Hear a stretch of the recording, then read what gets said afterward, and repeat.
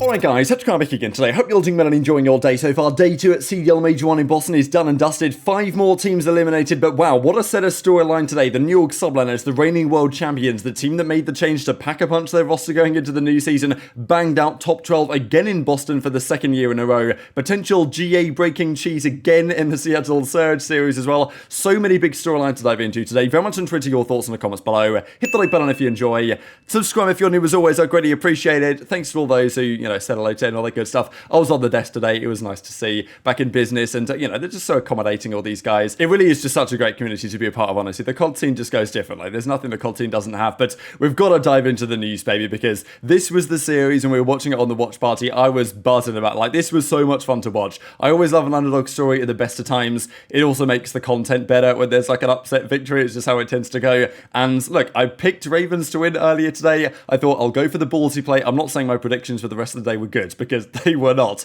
But at least I got this one right, because picking Ravens over Subliners was definitely a hot take. I then saw this tweet from Clay saying, today we fight. I thought, okay, Clay's revved up for this one, absolutely. And, we see the kind of comparison here between the United team way back in the day with Fellow and Clay, and then, some screenshots here from today's game, which was just absolutely spectacular to witness. And game 1 was honestly reminiscent in some ways of the series that Vegas played against Thieves last year, when they made that crazy comeback on that hotel hardpoint. This was a game that Ravens had a nice early lead, then Subliners brought it back. It looked like it was going to go Subliners' way. Then Fellow got a crucial kill on Skyz around about here on the map. He caught Skyz off guard.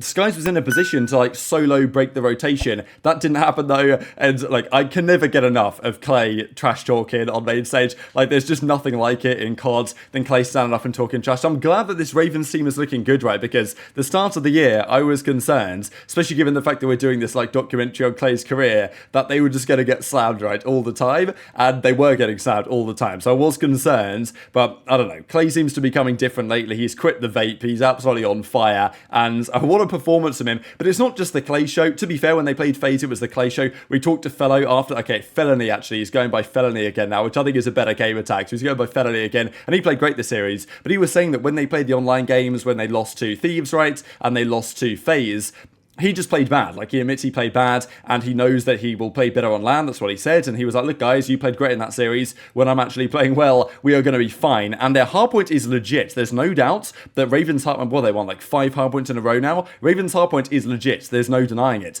But it's New York where the real storylines around this series are. They lost the Search and Destroy as well, and that was a big deal, right? Because Subliners were, on a 7-win streak in Search and Destroy. A couple of those that had been in round 11 against that OpTic series way back at the start of the season, and a couple of other ones as well. And there was an argument to their Search and Destroy was masking pretty weak gameplay elsewhere, right? I mean, it was a big talking point. I know that easyMac came up with these beautiful, handouts that they gave all the casters and us on the desk and stuff that kind of gave all the rundown of the key storylines for the certain teams. And one of them was, look, on paper, their gameplay New York has not been impressive online, and apart from the fact that their Search and Destroy was actually bailing them out, but you can't expect that to last forever. And Ravens on paper should be a good search team. When you bring in TJ, you expect, and Felony for example, you expect good performances in search. So it was kind of surprising they weren't delivering that so far. I felt like today was going to be a change on that one, because I didn't think that they were ever going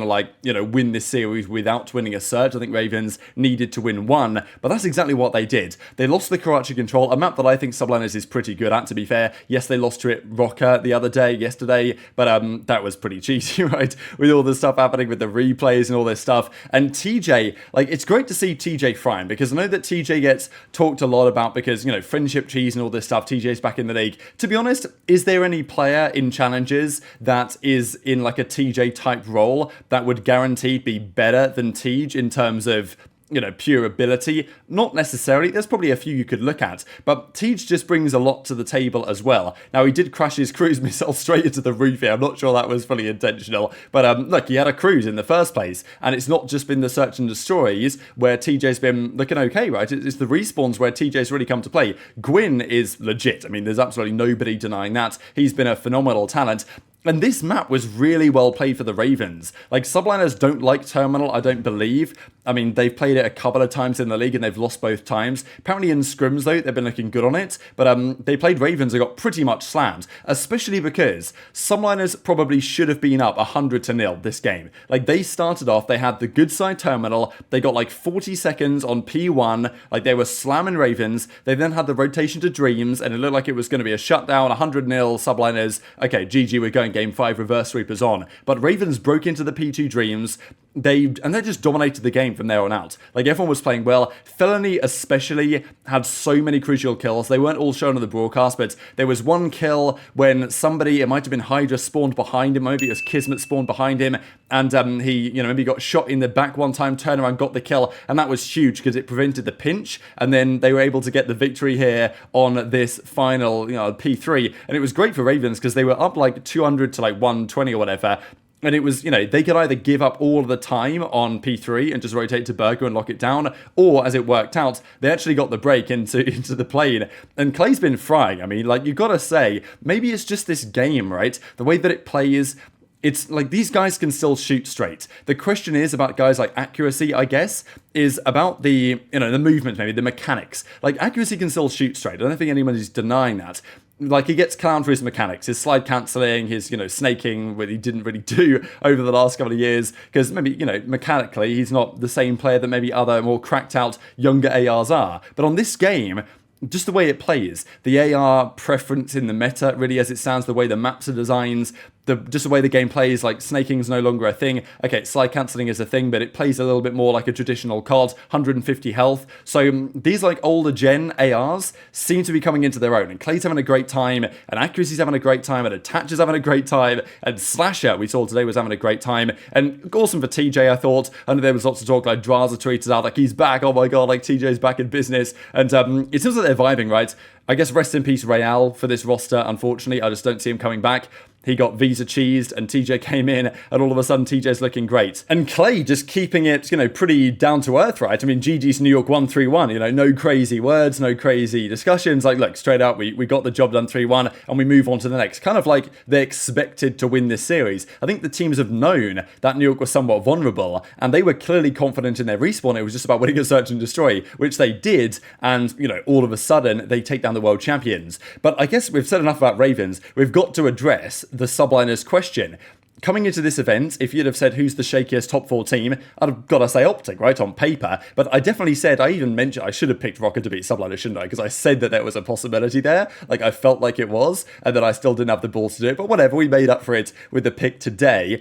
But still, Subliners were also looking pretty shaky online. And, okay, on LAN, you'd think they'd get better. World champions, all this stuff. But last year, they got slammed at this event as well. They made the change with Sib for Priestahh. And the first, week and a bit of the game, Sib was looking great. Priestahh was not looking good at all. And it's not like Priestahh's had a good performance this event either, right, in terms of how that results have happened. But nonetheless, is that an upgrade for Subliners? That was the big question, and early indication was yes, but they've come to the first LAN. Let's not forget they won the first LAN last year in Raleigh. This year's first LAN, they've been slammed up top 12. They nearly didn't win a map. They got 3-0 smoked by Rocket. Sure, bit of a cheese series, but whatever. They were getting smoked even in the first hardpoint before the replay happened, and they nearly got 3-0 today, apart from they won the control. So 1 in 6 map count for the Subliners, and it's even worse for Miami Heretics. Yeah. Good. Honestly, Purge is the question mark. It's going to be slammage? Bro, I wanted Purge really bad in the offseason. Purge? I wanted super bad over Gwen. I've told Gwen this story. Purge said I was buns and he didn't want to team with me.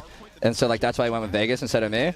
And you took that personally? Oh, I took it personally. Every time we play him, like in the back, we were screaming him yesterday. I was rinsing him, and I kept just screaming so he could hear me. And the PPA, the room's like they're next to each that other. Big, so you can hear, like, if someone's yelling. It's crazy. You gotta put that chip on your shoulder, bro. Nah, Some AM kid never in the league said I'm buns. Excuse me?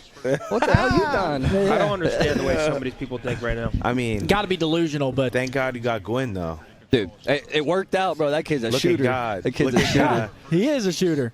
So I had to share that clip there from Clay because it's just too funny, right? But yeah, like Purge versus Clay, well, what about that? He actually wanted Purge over Gwyn. Obviously, Gwyn turned out to be the maybe not much superior option. You never really know. But yeah, different teams are different with the way the team chemistry works and all this stuff. But Gwyn's definitely a legit player. And the fact that he was talking trash and Clay thought that he wasn't good, and now Clay is coming back to bite them maybe in some respects. It's just great storylines here. But someone is out of the tournament is a bit of a shock for them. They have to really analyze how this happened, right? Because they made a big roster change. They dropped Priestahh to try and pack a punch the team. Now they've got dead last the first event, and it wasn't even close. I mean, they look way off the pace of the other teams. I mean, like FaZe and Toronto just look so clear. And Kismet's numbers in this series were pretty ugly. I will say that Kismet's numbers never fully do him justice. Like, I think he makes lots of plays that are very impactful, but they didn't always come off this series, and he did have a 0.8. Clay, actually, he got slammed on the control, but apart from that, he was cooking again and still had crazy damage. Simp, to be fair, had the most damage in the lobby,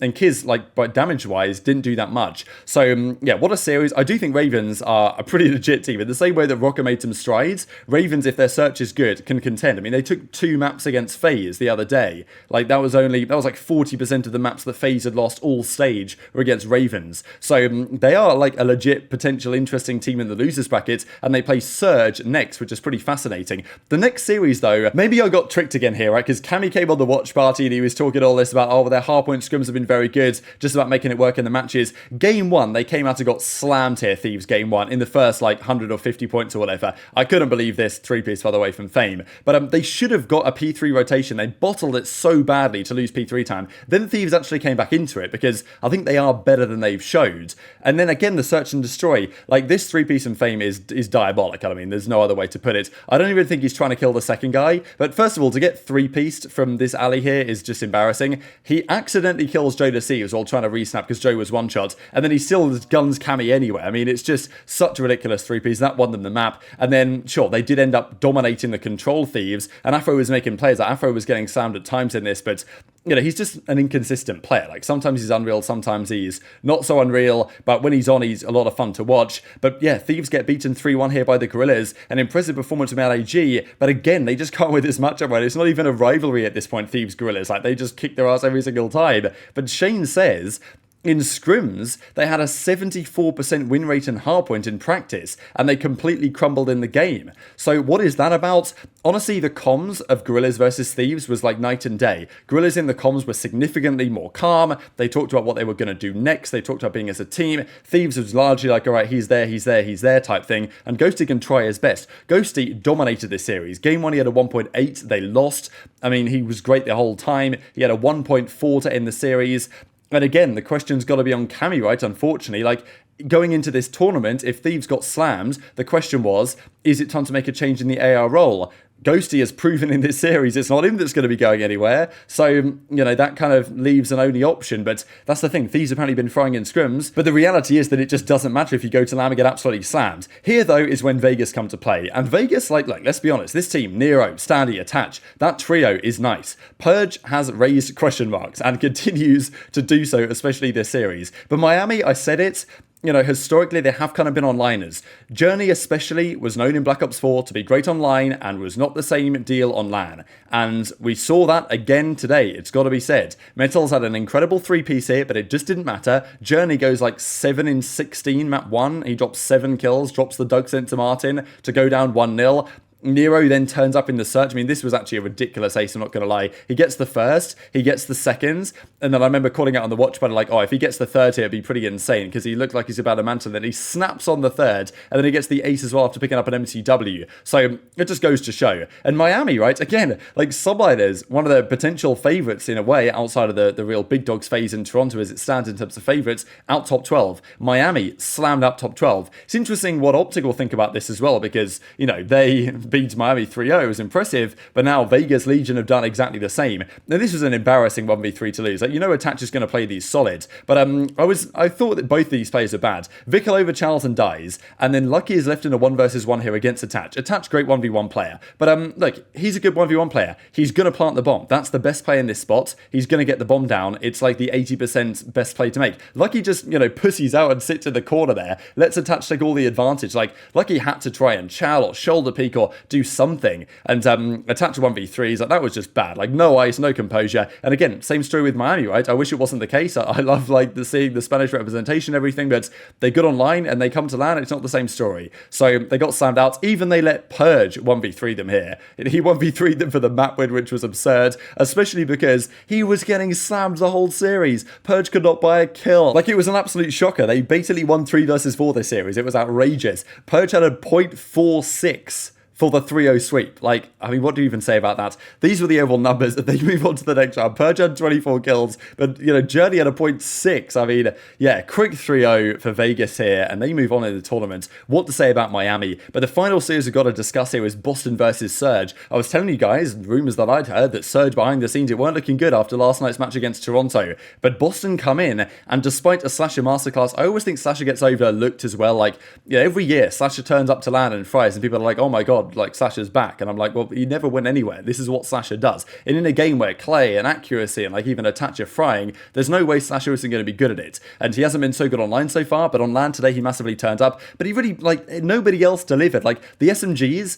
they shut them down big time. They did win the control. It was a 1-1. But if you can't win a search against Surge, it's not going to happen. And Surge are, you know, good at search and destroy. But Boston was embarrassing, I thought, game 5. Like, they were not even close to winning that one. There was also the fountain cheese. Apparently, this is allowed, but Illy deliberately lays down here in the fountain in this hardpoint and, you know, gets a kill from it. And look, they went on to win that map, right? So that was very controversial, but apparently it's allowed. It's a stair glitch spot. Slasher did it, to be fair, against the Subliners in a different spot. So, you know, I'm not really sure why it's allowed, but apparently it is. So apparently not a GA break, but yeah, Boston, home team, straight out of the tournament, they can't win a search. And again, it's the question on the SMG side. Like, and maybe you think about Priestahh as well, his role on the team and how that might potentially go going forwards. But the fact that there's, you know, Capsidal and Snoopy, and neither of them really turned up in this one. I know there was discussion here from Clay about whether the social guy should have already been doing this. But yeah, these were the overall numbers. And Boston out of the tournament early on, and Sasha had a 1.45 for the loss. I mean, 94 kills from him. Capsidal had 63. Snoopy had 71. And, you know, Surge get the job done basically by winning the search and destroys. So fair play to Surge. Good resilience. It was nice to see RCs actually have a smile on his face on the main stage, because they've been few and far between lately. But that is pretty much going to do it for today. So very much intrigued to your thoughts in the comments below. Loads to dive into tomorrow, I'm sure, as well. Hit the like button if you enjoyed. Subscribe if you're new. Take care, and I'll see you next time.